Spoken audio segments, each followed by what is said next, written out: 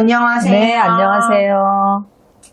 아니, 벌써 2025년이 5월이에요. 맞아. 반년이 이제 넘어가기 시작할 거야. 시간이 어쩜 이렇게 빨리 가는지.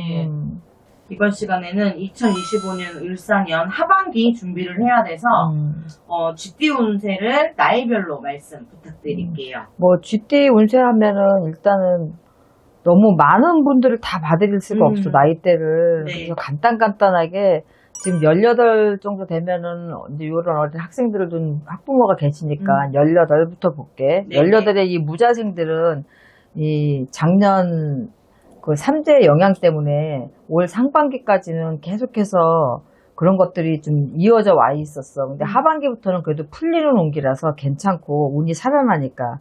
근데 이제 18살이라고 다 똑같은 게 아니잖아.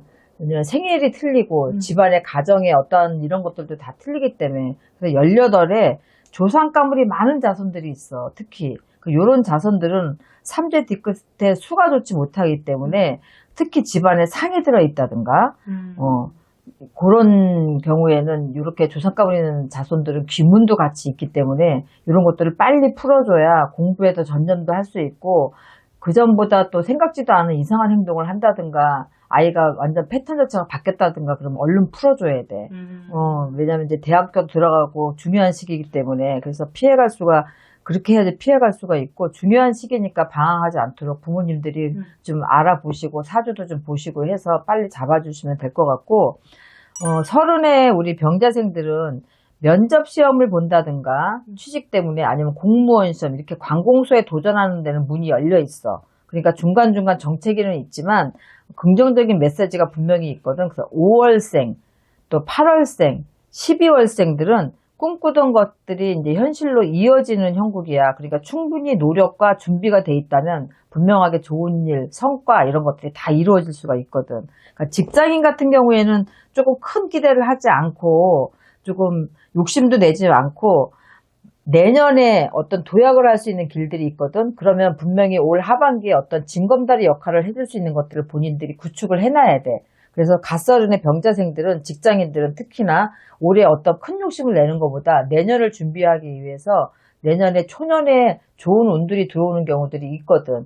그래서 올해는 그런 것들을 준비하는 하반기로 잡으면 될 것 같고 40들의 우리 갑자생들은 그동안에 원하던 일들이 참 힘겹게 풀어지지 않았어. 그렇지만은 3월달 이후 시작한 일들이 있으시는 분들이 있을 거야. 그런 일들은 좀 큰 성과를 가져오게 되니까 특히 기술직이라든가 아니면 자영업 어떤 내 사업을 하시는 분들한테는 그런 것들이 길이 열리기 시작을 하니까 하반기에는 부동산 운도 좋거든. 그런데 단기적으로 어떤 요행을 바라고 투자를 하는 것보다는 장기적인 투자에 굉장히 길한 운이기 때문에 모험적이거나 과한 거나 이런 것만 하지 않으시면은 이런 부동산 운기가 좋기 때문에 투자해 보시는 것도 나쁘지 않고 뷰티 쪽이나 의류 쪽 하시는 분들은 어려움이 있어도 조금만 밀고 나가시면은 9월부터 운이 열리거든. 그래서 이 한여름이 지나면서 가을이 되면서부터 문이 열리기 시작을 하기 때문에 준비를 좀 철저히 하시면 좋을 것 같고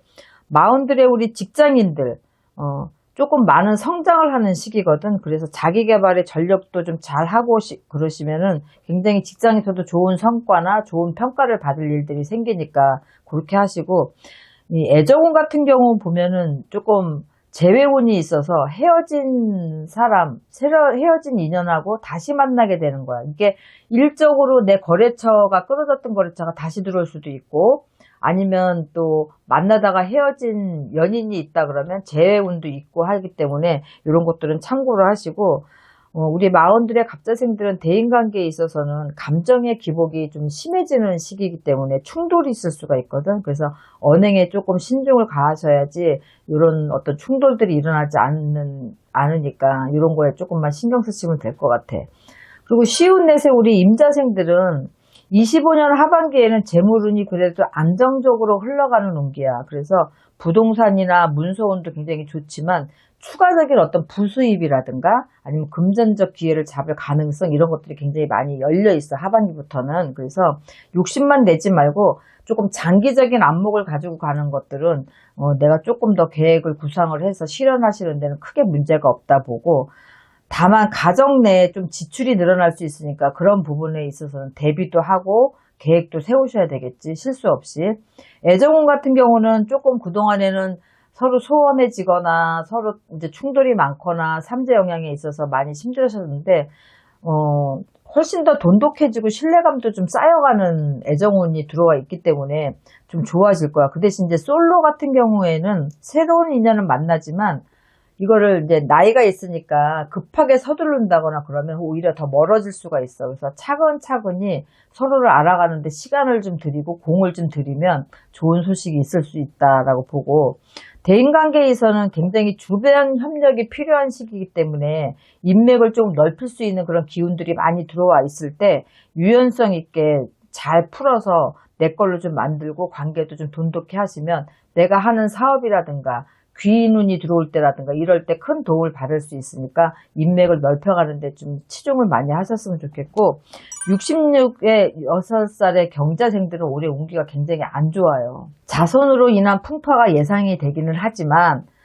하반기에 어떻게 됐든지 간에 자손하고 합을 좀 이루어야 돼요. 그래서 만약에 이 합이 이루어지지 않으면 자손하고 조금 결별을 한다든가 안 보고 지낸다든가 이런 어떤 안 좋은 일들이 생기기 시작하거든. 근데 운기가 같이 열리는 시기이기 때문에 자손한테 어떤 문제가 생긴다 그러면 한 번만 더 도와주시고 적극적으로 같이 동조해 주시는 게 좋겠다. 그리고 또 좋은 일도 있어요. 자손의 결혼이라든가 아니면 금전적인 문제들이라든가 이런 것들은 좀 소망이 이루어지는 시기니까 뭐 결혼하는 자손의 결혼을 무조건 반대한다든가 이런 것보다는 조금 타협적으로 해서 풀어나가시는 것도 나쁘지 않고, 올해는 육육수에 몸주대살이 들어와 있어요. 그래서 몸을 치는 횡액수가 있으니까 사고와 질병에는 무조건 대비하셔야 되고, 또 다치시는 일이 없도록 신경 쓰시고, 어디 안 좋은 부위가 있다 그러면 그런 것들은 치는 격이니까 건강에도 신경을 많이 쓰셔야 된다 이렇게 생각하시면 돼요. 그리고 78의 우리 무자생은 하반기부터 조금 여유롭게 마음을 찾아가시는 게 좋아요. 왜냐면 가족 간에도 생각이 좀 많아지는 시기예요. 그래서 독단적으로 어떤 내가 생각을 가지고 밀어붙이거나 아니면 자손들 문제에서도 한쪽 편만 들고 한쪽을 편을 안 든다든가 그러면 오히려 부모님들이 고립되기가 좀 쉽거든요. 그래서 화합에 신경 쓰시고 이렇게 소갈이하고 근심하고 애끓고 막 이렇게 하시는 것보다는 한숨 차라리 고르시고 그냥 툭 던져놓으면 오히려 더 편안해지시거든요. 근데 그런 것들을 좀 못하세요. 애착이 굉장히 강하시거든. 그래서 올해는 하반기에는 소화기 쪽이나 낙상 이런 거에 조금 문제가 있으니까 그런 거 신경 쓰시고, 일단은 자식들이 커가고 부모가 나이가 들면 어쩔 수가 없어요. 이제 조금 져주는 시기가 좀 필요하다라고 생각하셔서 무자생 엄마 아빠들은 조금 하반기에서부터는 조금 마음을 내려놓으시는 게 훨씬 더 편하실 거다. 그래서 삼재 영향에도 이 쥐띠들은 큰 영향을 사실은 받지는 않았지만 또 생일달에 따라서 또 일에 따라서 여러 가지로 좀 풍파를 좀 많이 겪는 친구들은 또 많이 겪고 이렇게 넘어갔는데, 그래도 생각보다 상반기까지는 힘들어도 하반기부터는 운이 쥐띠들이 풀리는 형국이에요. 그래서 내년도 기대해봐도 굉장히 좋을 것 같고, 올해는 이렇게 하반기부터 운이 열리니까 그동안에 막혔던 것들, 계획하고 실행하고자 했던 것들 이런 것들이 하나하나 술술 풀리는 시기니까 조금 더 적극적으로 뛰셔도 될 것 같습니다. 좋은 말씀 감사합니다. 네, 선생님. 수고하셨습니다.